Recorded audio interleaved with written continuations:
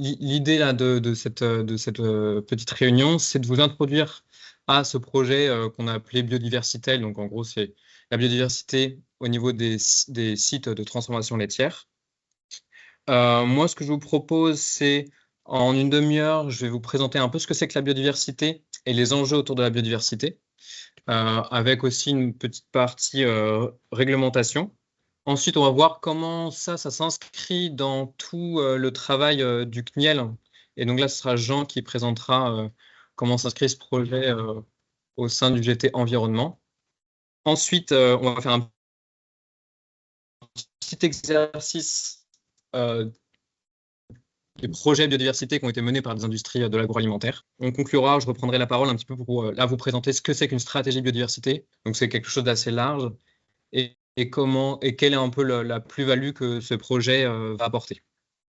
Pour commencer, pour vous introduire à la biodiversité, je vais vous présenter un peu un cadre d'analyse qui est très, très simpliste, qui va être le suivant. On part d'une industrie, une entreprise,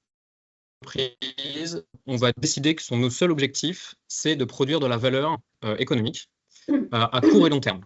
Cette entreprise, pour faire cela, elle dépend de ressources. Elle transforme ses produits grâce aux ressources et elle vend des produits transformés. Donc ça, en fait, c'est ce qu'on appelle la chaîne de valeur de l'entreprise. Et dans cette chaîne de valeur, il y a d'autres acteurs économiques qui dépendent des mêmes ressources et parfois de ressources différentes. Cette chaîne de valeur, elle s'inscrit dans un contexte social, donc qui va venir fournir des travailleurs et travailleuses à cette industrie qui sont plus ou moins qualifiés, plus ou moins en bonne santé, plus ou moins épanouis. Et puis, ce contexte social aussi, c'est des consommateurs qui ont plus ou moins de pouvoir d'achat, des habitudes de consommation, des exigences et des valeurs. On a aussi un contexte technologique qui vient du coup conditionner l'accès à certains matériaux, énergie, et ça joue en partie sur la productivité de l'entreprise. Évidemment, on a un contexte politique donc, qui agit à toutes les échelles de la société, mais directement au niveau de l'entreprise, notamment par la distribution des subventions, conditionne le montant des taxes et promulgue des lois et des normes qui régulent et encadrent la production et la commercialisation. Enfin, on a un contexte économique local et mondialisé. Donc, il y a d'autres entreprises, évidemment, qui fabriquent des ressources dont dépend notre industrie, qui ont des intérêts parfois convergents, parfois divergents. Et aussi, on a un contexte économique mondialisé qui va venir jouer sur le prix des matériaux, le prix de vente, le coût de l'énergie ou la capacité d'emprunt des entreprises. À cela, donc, tous ces éléments, ils sont en interaction et ils coévoluent. C'est déjà assez complexe. La plupart du temps, dans les stratégies d'entreprise, les décisionnaires ont globalement tous ces éléments en tête. Et ben, on va venir rajouter un élément supplémentaire de contexte, qui est la biodiversité. Alors la biodiversité, souvent, elle est un peu représentée de cette façon-là, plein de belles images d'animaux colorés ou de plantes.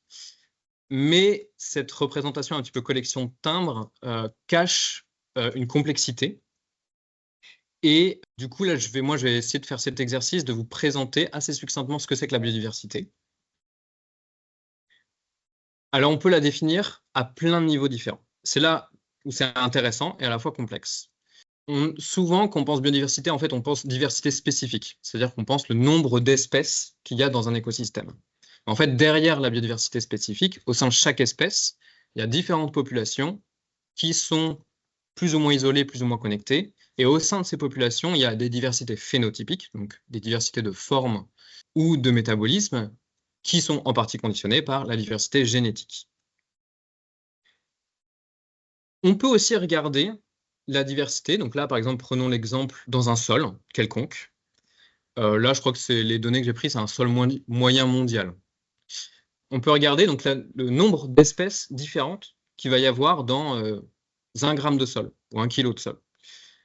Et ben, par exemple, si on regarde ce paramètre-là, on voit que c'est les bactéries qui dominent.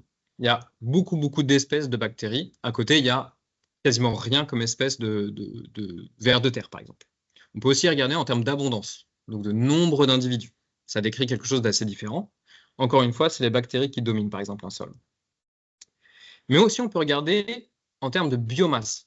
Combien pèse le vivant par groupe vivant. Et bien là, par exemple, dans un sol, c'est plus les bactéries qui pèsent lourd, c'est les champignons. Cette biodiversité, ce vivant, il mange des trucs, il agit, il transforme de la matière, et de ces activités, en fait, va naître une diversité de fonctions, donc, et de caractéristiques de l'écosystème. Donc, on peut aussi parler donc, de diversité écosystémique et de diversité fonctionnelle. Donc, c'est en gros tout ce que peut produire un écosystème comme effet. Donc là, j'en ai mis quelques-uns pour un sol. C'est absolument pas exhaustif. Donc, comme par exemple la destruction des pathogènes en enfouissant les excréments ou les cadavres. La production primaire, donc la production végétale, l'infiltration de l'eau, et puis tout ce qui va impliquer le bouclage de cycles d'éléments chimiques comme le carbone, l'azote, le phosphore. Donc tous ces êtres vivants, ils ne sont pas là pour nous rendre des services. Le principe de service écosystémique, en fait, donne cette illusion qu'on bénéficie de services que nous donne la nature. Non, il ne nous rend pas de service. En fait, tout simplement, les espèces essaient tout simplement de se reproduire et de vivre, et en faisant ça, elles produisent des effets. Et il y a une partie de ces effets qu'on juge utiles, nous, à la société humaine et à nos activités. C'est ça qu'on appelle les services écosystémiques. Donc les services écosystémiques, on en distingue 4 grandes catégories. Donc il y a les services culturels, qui sont immatériels. Donc c'est par exemple se promener dans la montagne. Donc c'est tout ce qui va être récréatif, de l'inspiration, spirituelle, culturelle, artistique, pédagogique. On a aussi les services d'approvisionnement, donc pas des moindres. Donc on pense souvent au bois, par exemple, ou aux poissons, mais c'est aussi des sols fertiles qui nous permettent de faire de l'agriculture. C'est aussi des ressources génétiques pour sélectionner des animaux ou des végétaux pour nos besoins. C'est aussi une ressource de molécules pour la pharmacopée. Il y a aussi ce qu'on appelle les services de régulation et d'atténuation. Donc là, en fait, c'est tout ce qui va venir atténuer des effets biotiques, donc des effets non vivants. Donc, par exemple, l'atténuation des inondations par du coup des effets tampons liés aux zones humides. Ça va être aussi l'atténuation des épidémies. En gros, la diversité génétique est un blocage en fait contre la propagation des épidémies. La régulation des ravageurs, on maintient un haut niveau de biodiversité aussi. Du coup, il y a des prédateurs naturels des ravageurs des cultures. Et aussi, les ravageurs se développent moins dans des écosystèmes diversifiés, tout simplement parce qu'il y a de la concurrence. Et puis, il y a un service aussi qui est très connu, qui est probablement le plus connu, qui est le service de pollinisation. Sans quoi, en gros, tout ce qui est non céréal ne pourrait pas se reproduire. Et enfin, on a les services de soutien. Alors là, c'est un petit peu un bloc fourre-tout du reste. C'est globalement ce qui maintient des conditions favorables à la vie sur Terre. Alors, à la vie sur Terre, à notre vie sur Terre et aux espèces qui nous sont contemporaines. Mais à d'autres époques de la planète, il y avait d'autres conditions qui étaient favorables à d'autres espèces. Et donc, c'est notamment la régulation des cycles du carbone, de l'azote, de l'eau. C'est le maintien d'équilibres locaux globaux, la stabilité des sols, par exemple, etc. Donc, en fait, j'ai symbolisé par des petites flèches vertes des effets potentiels sur la société. En fait, on ne peut pas s'en passer. Je pense que vous l'avez bien compris de cette diversité. Malheureusement, la biodiversité ne se porte pas très bien. On peut le voir à plusieurs échelles. Notamment, la première, c'est l'extinction des espèces. Donc là, c'est au niveau de la diversité spécifique, on note une accélération assez rapide de disparition d'espèces. Après, ça reste encore assez faible. 2-3% d'espèces disparues, ce n'est pas une hécatombe non plus. Ça va vite, ça s'accélère, mais là, sur ce paramètre-là, on n'est pas sur une hécatombe. On peut aussi regarder l'effondrement de la biodiversité au niveau de l'abondance. Donc là, on n'est plus sur la diversité spécifique, mais on est tout simplement sur le nombre d'individus dans les populations. Donc là, par exemple, je vous ai mis une carte de la chute des populations d'oiseaux des milieux ruraux en 20 ans. En moyenne, en Europe, on a perdu la moitié des effectifs d'oiseaux dans les milieux ruraux. C'est encore plus inquiétant du côté des insectes. Donc là, Allman et al., c'est une publication qui est citée partout dès qu'on parle de biodiversité. Ça a un peu fait grand bruit dans la communauté scientifique. En gros, là, c'est une étude qui a été faite sur 30 ans dans des aires protégées en Allemagne. Alors, aires protégées, c'est pas forcément des réserves intégrales, mais c'est pas voilà, des milieux cultivés et tout ça. Ça va être, par exemple, des petites équivalents de ZNIEF, je dis un peu n'importe quoi, mais insérés dans le réseau rural. Et en 30 ans, en fait, ils ont noté une perte de 75% de la biomasse. Donc là, on n'est plus sur les abondances, on n'est pas sur la diversité, mais on est sur la masse. En fait, on a perdu 3/4 du poids des insectes volants en 30 ans. Et une autre étude plus récente, cette fois-ci, c'est pas dans des zones protégées, mais là, c'est juste en milieu rural, toujours en Allemagne. Et là, on a perdu 90% de la biomasse des insectes. Et là, c'est volant et non volant dans cette étude. Donc, c'est assez inquiétant, en fait, ce constat-là. La bonne nouvelle, si c'est une bonne nouvelle, c'est qu'on sait pourquoi la biodiversité s'effondre. Donc, c'est notamment le rapport de l'IPBES. Donc, l'IPBES, ça va être l'équivalent du GIEC pour la biodiversité. Donc, c'est un groupement de scientifiques intergouvernemental, mais dont l'objectif n'est pas forcément de produire de la science, mais c'est une interface entre les sciences et les politiques. Et donc, l'IPBES a fait un rapport très bien construit où il vient classer et isoler les 5 causes directes d'effondrement de la biodiversité. Alors, ces 5 causes, les voici. La première, sans nul conteste, c'est la destruction des habitats et l'artificialisation des sols. Évidemment, quand on détruit un habitat, les espèces ne peuvent plus se maintenir. Donc là, c'est tout ce qui va être déforestation, urbanisation, assèchement et drainage, et l'agriculture intensive. On a aussi l'exploitation des ressources biotiques quand cette exploitation n'est pas faite de manière renouvelable. Donc là, on va être sur tout ce qui va être surpêche, déforestation et braconnage dans certains cas. On a évidemment les pollutions. Donc en milieu marin, la première cause de disparition des espèces, ça va être les pollutions microplastiques. Et en milieu terrestre, on a évidemment les pesticides et aussi l'eutrophisation pour les espèces de milieux aquatiques. On a évidemment le dérèglement climatique qui va venir affecter en gros la biologie des espèces et déréguler leur cycle de reproduction, de développement et tout ça, et qui va venir vraiment faire évoluer des écosystèmes vers de nouveaux fonctionnements où certaines espèces ne peuvent pas se maintenir. Et enfin, on a l'introduction et la prolifération d'espèces invasives. Donc ça, c'est vraiment produit par la mondialisation des marchandises. Donc ces causes-là, l'IPBES en fait une sorte de hiérarchie. Quand on pousse un peu la littérature, en fait, c'est très difficile de hiérarchiser ces causes d'impact. La première, c'est sûr, c'est la destruction des habitats, mais après, c'est très difficile de faire une hiérarchie parce qu'en fait, ça dépend où on regarde la biodiversité.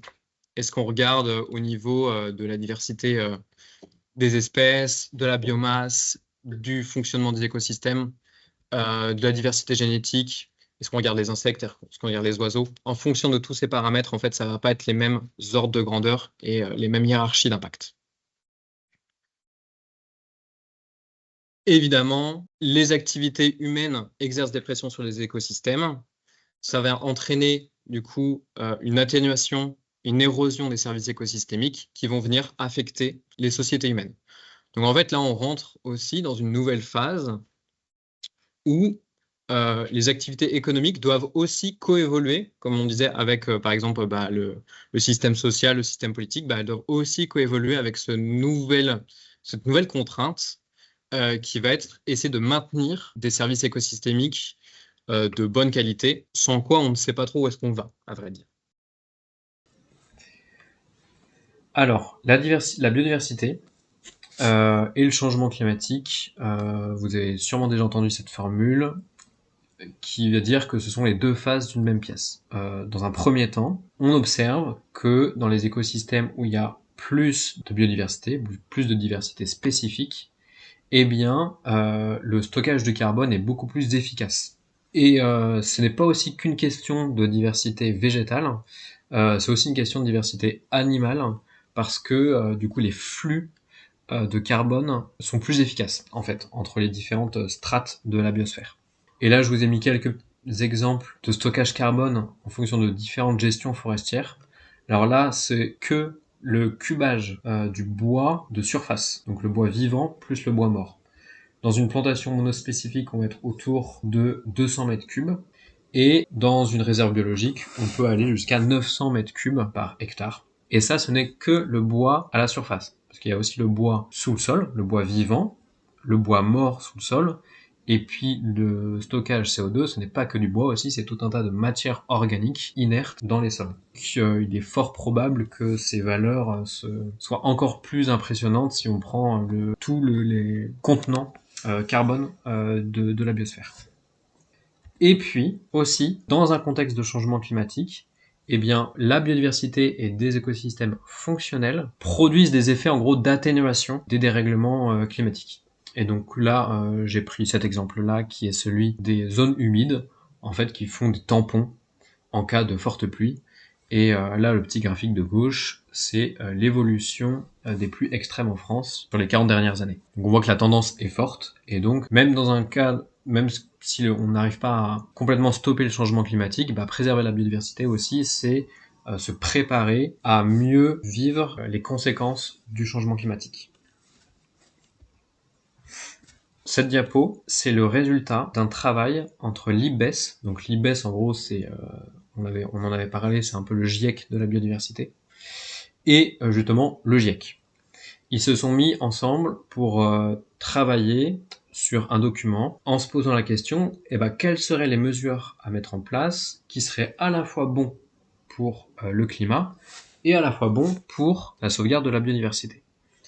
Donc là, c'est un très gros tableau. Je vous ai mis les sources et le lien si vous avez envie de creuser un peu ce document, c'est assez intéressant. Alors ça va pas non plus dans un haut niveau de détail. Et là, pour cette diapo, en fait, j'ai isolé ce que j'ai considéré comme lié de manière plus ou moins proche à l'industrie laitière. Alors en bleu, c'est ce que je considère être plutôt de l'amont de la filière, et en rouge, de l'aval de la filière. Et quand il y a des petits pointillés, c'est j'imagine qu'en fonction des situations, agir en faveur de la biodiversité, enfin mettre en place ce que ces institutions préconisent, cela pourrait être conflictuel avec les intérêts de l'industrie laitière. Et quand c'est un trait plein, c'est que là je suppose qu'on est plutôt sur une convergence d'intérêts. Typiquement, voilà, augmenter le CO2 dans les sols. Bon, il n'y a pas de contre-indication. Augmenter le CO2 ne peut pas faire baisser la production laitière ou représenter un danger pour l'industrie laitière. Pourquoi cet enjeu il est compliqué à comprendre, à appréhender, et pourquoi c'est beaucoup plus compliqué que le climat par exemple. Alors tout d'abord, c'est parce que c'est un objet qui est complexe. Donc on avait vu déjà que la biodiversité, on pouvait l'observer à plein d'échelles différentes. En plus de ça, c'est un modèle qui est pas physique, c'est-à-dire que on peut pas le réduire à un jeu d'équations. Et c'est aussi un modèle qui suit des dynamiques spatio-temporelles. Donc par exemple, ce petit schéma-là, c'est par exemple ce qu'on appelle une matrice de Leslie, donc c'est ce qu'utilisent les écologues pour calculer l'évolution des effectifs d'une population en fonction de plusieurs paramètres, par exemple combien de petits par femelle, le taux de survie des juvéniles, etc. Sur une dimension spatiale, par exemple, en sauvegarde de la biodiversité, on distingue par exemple deux types d'hétérogénéité spatiale. L'hétérogénéité de composition, donc c'est-à-dire par exemple dans un paysage, combien on a de types d'occupation de sols différents. Et puis il y a aussi l'hétérogénéité de configuration. Donc c'est en gros, est-ce que c'est plusieurs grands blocs, ou est-ce que il y a des petits, des grands, des corridors, etc. La biodiversité est sensible à ces deux types d'hétérogénéité. Évidemment, ce qu'elle préfère, c'est une forte hétérogénéité de composition et une forte hétérogénéité de configuration. Donc là, c'est une modélisation en génétique des populations. En gros, là, ce qu'on voit, c'est les proportions d'allèles spécifiques dans une population. À chaque simulation, on part moitié allèle A, moitié allèle B. Donc là, c'est un peu de génétique, mais tout simplement pour vous dire qu'en gros, si on atteint le plafond ou le sol, on tend vers la consanguinité. Plus une population est réduite en effectif, plus il y a de stochastique, donc c'est-à-dire plus il y a d'aléatoire dans la transmission des gènes, et plus il y a de risques pour que la population perde des allèles et donc tende vers la consanguinité. Et une fois qu'une population est sur la pente de la consanguinité, ses chances de survie et de maintien sont bien plus faibles et ne peuvent pas retrouver la diversité génétique qu'ils ont perdue. Quand les effectifs de population sont plus élevés, et ben du coup il y a plus de brassage génétique et il y a moins de risques de consanguinité. Cette petite illustration pour vous dire que, par exemple, pour mesurer et étudier la diversité des pressions, par exemple chimiques sur la biodiversité, et ben c'est extrêmement compliqué et ça demande du coup des approches pluridisciplinaires. La biodiversité, c'est aussi difficile à observer. En fait, on la voit pas si bien que ça, et on en a une vision assez, on va dire assez biaisée. Donc, notamment parce qu'en fait, la plupart de la vie, elle est nocturne. Par exemple, là, j'ai pris l'exemple des papillons, il y a environ 400 espèces de papillons de jour en France, quand il y en a 3000 espèces de papillons de nuit. Il y a aussi une partie de la biodiversité, donc c'est aussi le cas de la plupart des mammifères, en fait, ils sont nocturnes, donc difficiles à observer. Si on les voit pas, on a l'impression qu'ils n'existent pas. Il y a aussi toute une biodiversité qui est très très petite. Donc même chose, on la voit pas. On a du mal à conscientiser en fait son existence et ses effets sur nos conditions de vie. Cet organisme, peut-être que vous le reconnaissez, du coup c'est Penicillium roqueforti. Voilà, c'est le roquefort. Il y a aussi une partie de la biodiversité qui est très très difficile à observer, par exemple la biodiversité des fonds marins, des abysses. Et puis globalement, en fait, la biodiversité, elle est discrète. La biodiversité, c'est pas un éligible culturel. Voilà, dire que un scolopendre ici est un insecte, ça va froisser personne. Donc un scolopendre n'est pas un insecte, c'est un myriapode. Alors que si vous dites que le malade imaginaire a été écrit par Victor Hugo, là par contre, vous allez froisser quelques oreilles. Et de plus, les sciences naturalistes en fait sont assez absentes des cursus scolaires de manière générale. Enfin, il y a aussi ce phénomène de l'amnésie paysagère. Quand les choses arrivent petit à petit, on a du mal à les voir et on a du mal à conscientiser en fait l'évolution. Donc c'est un peu la théorie de la grenouille qu'on met dans de l'eau froide et on allume le feu sous la casserole. Si l'eau se chauffe doucement, en gros la grenouille va pas sortir de la casserole. Bon. Mais il n'y a pas que ça, il y a aussi le fait qu'il y a beaucoup de variations en fait d'une année à l'autre, et en fait c'est très difficile d'observer la chute des populations par exemple. Et aussi, la disparition de la biodiversité ne fait pas d'hécatombe. On retrouve pas des tonnes de cadavres d'oiseaux par terre, et c'est ça qui va nous dire ah là là, la biodiversité disparaît. En fait, c'est plutôt l'inverse. Quand on trouve beaucoup de cadavres, c'est plutôt signe que l'espèce se porte bien. Là, on voit un sol qui est jonché de cadavres de papillons. En fait, là, c'est même un papillon qui est invasif. C'est la pyrale du buis. Et un élément un peu plus sémantique sur la question de la biodiversité, on entend souvent parler d'érosion de la biodiversité. Du coup, l'érosion de la biodiversité, c'est une assez mauvaise image, en fait, pour se représenter ce que c'est la biodiversité et l'enjeu autour de la biodiversité.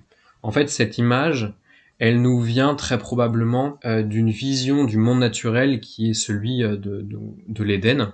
En gros, comme si on avait une sorte de capital de nature qui est en train d'être détruit, comme une falaise qui s'érode. En fait, la biodiversité, c'est pas ça. C'est pas juste un capital immuable qui s'érode et qu'on perd. La biodiversité, c'est un équilibre dynamique. Dynamique parce qu'en fait, le vivant, c'est une course-poursuite entre l'évolution des conditions de vie et l'adaptation des espèces. Si les espèces s'adaptent pas assez vite, eh bien elles disparaissent.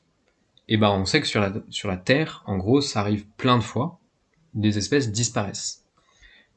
Et quand elles arrivent à s'adapter, en fait elles divergent, c'est-à-dire qu'elles vont créer plusieurs formes, c'est ce qu'on appelle la spéciation, et donc à partir d'une espèce ancestrale, on peut avoir plein d'espèces descendantes.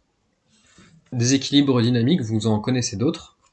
C'est par exemple le vélo. Le vélo, il se maintient grâce à la vitesse. Si on ralentit, et ben on tombe. Un autre équilibre dynamique que vous connaissez aussi, et ben du coup c'est la portance sur un avion. C'est un équilibre de force, mais si on retire petit à petit les rivets d'une aile d'avion, ben il y a un moment où les forces sont trop en distorsion et l'aile se déchire et on s'écrase. Et j'aimerais aussi venir sur souvent cette image qu'on a que le monde naturel, c'est comme une horlogerie extrêmement complexe, faite de plein d'interactions, et que suffirait de bouger un élément pour que ça se détraque et tout ça. Non, c'est pas le cas. C'est très complexe, mais c'est aussi résilient. S'il y a une niche écologique qui se libère parce qu'il y a une espèce qui disparaît, elle va rapidement venir être occupée par une autre espèce. Donc c'est pas le vivant n'est pas une horlogerie. C'est plutôt un gros bazar, un bazar qui est difficile à comprendre. Venons maintenant au contexte politique autour de la biodiversité. Donc là, je vous ai fait une petite frise très succincte des enjeux, enfin de l'appropriation, en gros, des enjeux de biodiversité au niveau mondial. Donc d'abord avec les sommets de la Terre à Rio, puis la conférence de Nagoya. Donc c'était la COP10 biodiversité, où ont été formulés les objectifs d'Aichi. Donc là, en gros, les membres se sont accordés sur 20 objectifs à atteindre pour, je crois que c'était pour 2020. Entre-temps, donc il y a eu la création de l'IPBES, donc voilà, donc c'est la plateforme intergouvernementale scientifique et politique sur la biodiversité et les services écosystémiques, donc qui produisent en gros beaucoup de rapports de médiation scientifique à destination des décideurs politiques et aussi du monde économique, dont le fameux du coup rapport de l'IPBES qui a été publié en 2019 sur l'évaluation mondiale de la biodiversité et des services écosystémiques. Donc là, ça a été un peu quand même un déclencheur d'action au niveau des institutions. Un an après, le secrétariat de la Convention de la diversité biologique fournissait son rapport en gros sur les objectifs d'Aichi et montrant qu'aucun des objectifs n'avait été atteint. Donc globalement, les membres ne s'étaient pas donné les moyens d'atteindre ces objectifs. Et en 2022, on a une nouvelle COP qui définit un nouveau cadre mondial. Donc c'est le cadre mondial de Kunming-Montréal. Et dans le cadre de la COP 15, en gros, il y a 23 cibles d'action qui ont été rédigées. Donc, en gros, c'est les grandes directions à atteindre. Parmi ces cibles, du coup, il y a les entreprises et la finance. Globalement, ce que le cadre mondial de Kunming-Montréal demande aux acteurs économiques, c'est de mesurer et communiquer leur dépendance de la chaîne de valeur au service écosystémique, les impacts et risques liés à l'effondrement de la biodiversité. Donc là, on est sur vraiment une étude de risque. Et puis aussi de réduire les impacts négatifs, évidemment. Les cibles d'action de la COP 15, c'est une bonne inspiration pour mettre en place une stratégie biodiversité à l'échelle d'une entreprise. C'est bien de les lire et de dire, ok, nous, on peut essayer d'agir sur cette cible et cette cible. Au niveau européen, en gros, dans le cadre de la directive CSRD, il y a un reporting spécial biodiversité et écosystème.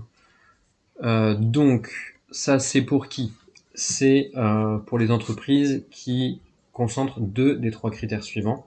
Donc 250 salariés et 40 millions de chiffre d'affaires ou 20 millions total au bilan. Alors, il y a eu un décalage dans le calendrier, donc en fait, je ne sais pas exactement quand est-ce que ce sera obligatoire, mais ce sera obligatoire à un moment donné.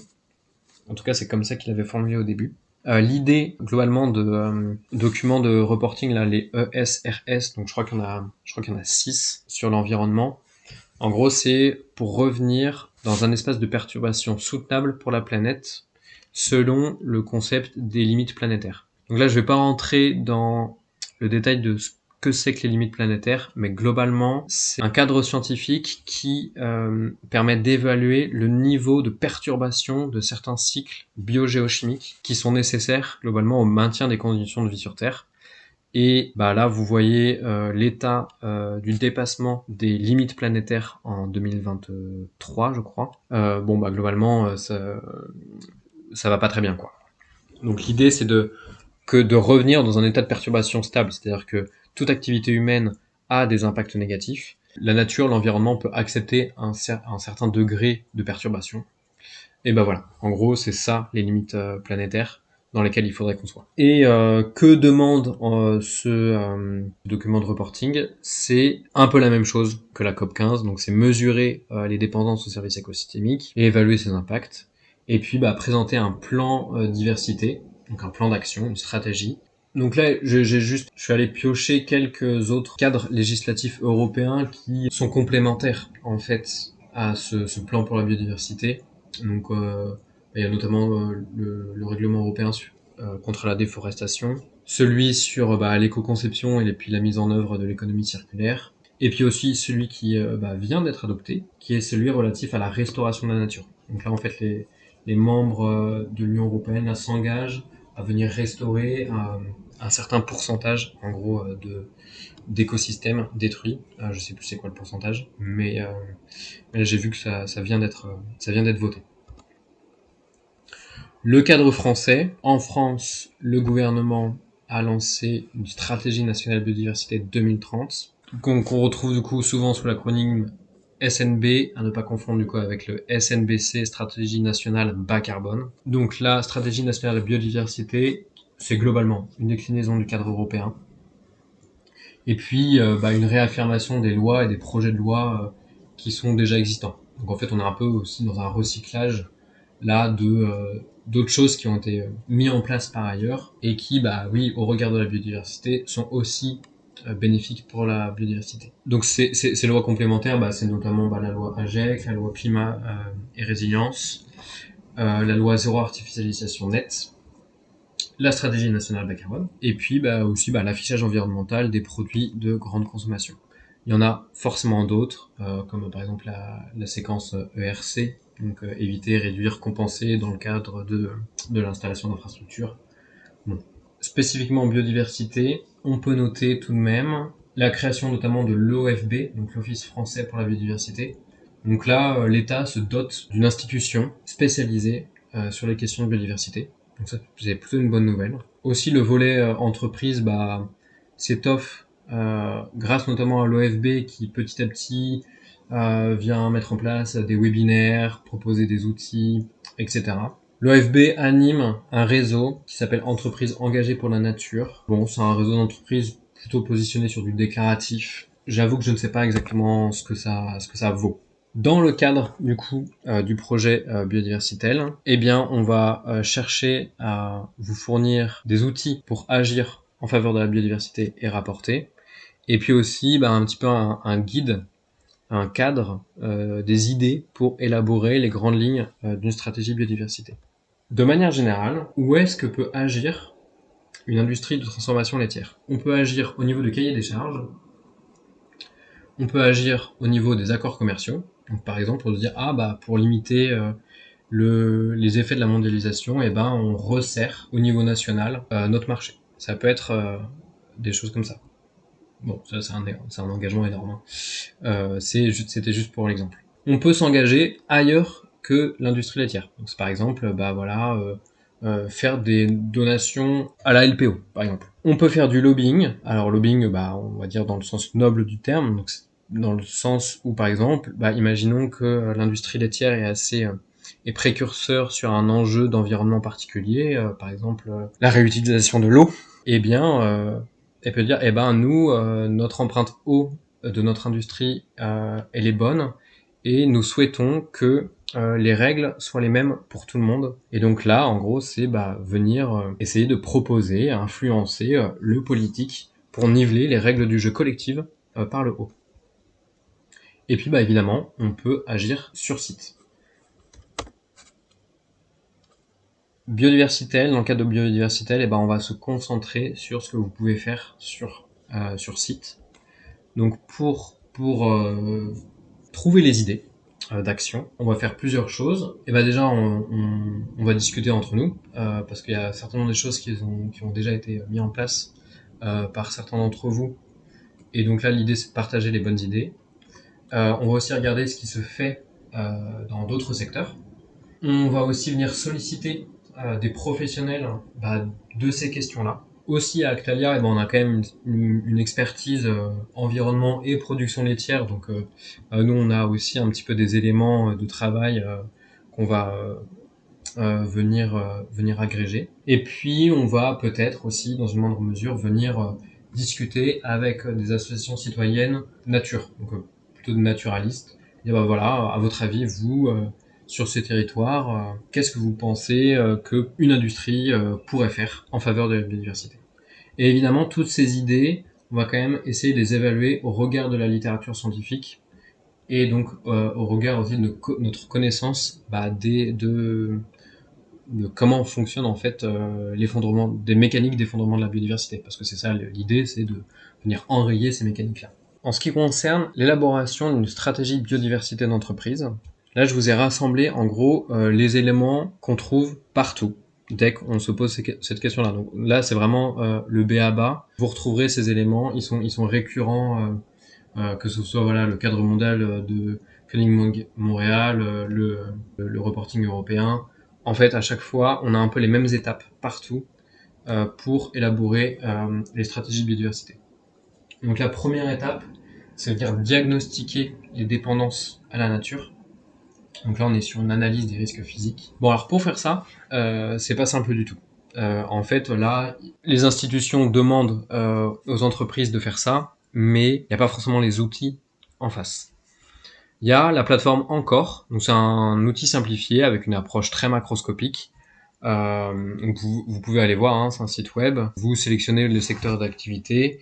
Ils vont vous dire vous êtes très sensible à par exemple l'eau, à ci, à ça. Bon, c'est une approche très macro. C'est pas mal pour rentrer dans le sujet. En étant un peu allé voir, c'est difficile d'en dégager des concepts opérationnels. Et justement, pour pousser un peu cette analyse, il faut intégrer des dimensions locales et temporelles. Donc là, ça sort un petit peu, moi là, des recherches que j'ai fait et de mon expertise.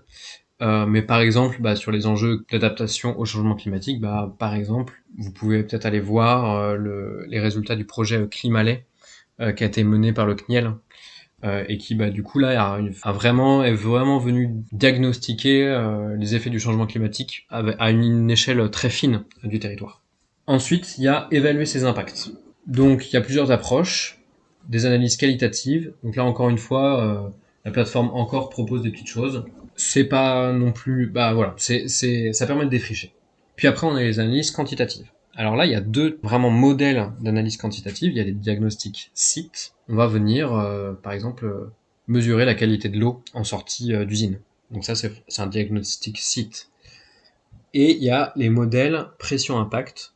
Donc là, on va venir modéliser l'ensemble des effets produits par une activité et on va les lier à des impacts potentiels sur la biodiversité. Donc il existe plusieurs modèles. Celui qui est plus utilisé aujourd'hui pour la biodiversité, c'est Globio. L'ACV aussi est quand même, donc l'analyse de cycle de vie est intéressante pour ça, mais présente quelques limites. Mais on en avait discuté pendant la réunion. Et puis il y a des outils qui arrivent, notamment l'outil A-Ligne. Ça, c'est au niveau européen. Donc en gros, c'est l'Europe qui veut venir proposer un outil standardisé et commun sur ce sujet-là. Et puis il y a le certificat pour la biodiversité. Donc ça, c'est français. C'est partenariat OFB, Muséum d'histoire naturelle et sûrement d'autres. Ça a l'air assez poussé. Je crois que ce sera prêt fin 2025, cet outil-là. C'est dit dans le nom, c'est plus qu'un outil, c'est un certificat, quoi. Une forme de labellisation.